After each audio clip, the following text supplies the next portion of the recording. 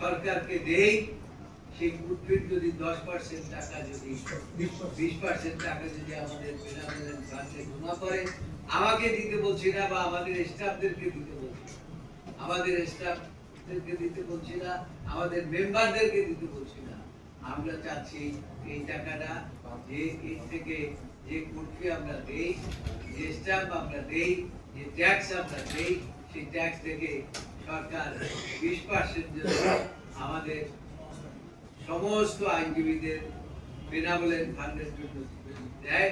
সেই জন্য আজকে এই সংবাদ সম্মেলনের মাধ্যমে আপনাদের মাধ্যমে আমি সরকারের কাছে আমরা দাবি জানাচ্ছি, আপনারা আমাদের এই দাবিটি যথাযথভাবে পৌঁছাবেন এবং এই যে টাকাটা দেবেন এটা কিন্তু সরকারের নিজস্ব টাকা না, এটা আইনজীবীদেরই টাকা, সেখান থেকে আমরা 20% আপনারা সাহায্য করুন।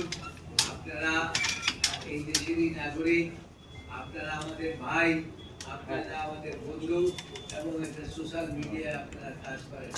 আমি এই আপনাদের মাধ্যমে এই জোর দাবি জানাচ্ছি। এরপরে আমরা আরো যদি সরকার যদি আমাদের এই কথা যদি কানে না যায়, আমরা দাবি না মানে, তাহলে আমরা সারা বাংলাদেশ ব্যাপী এই দাবি নিয়ে আমরা আন্দোলন করব এবং আমরা সরকারকে জানিয়ে দেব যে আমরা অন্য পেশার মতো না, এটা সম্মানের পেশা, আমাদেরকে সম্মানের সাথে যে দাবি আমরা করেছি সেটা আপনারা দেওয়ার ব্যবস্থা করুন।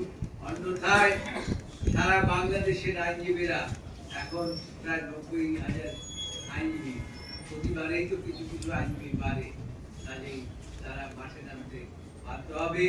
সরকার যে সরকারই আসুক না কেন, সেই সরকার যদি আমাদের দাবি না মানে, তাহলে আমরা বৃহত্তর কর্মসূচি সারা বাংলাদেশ।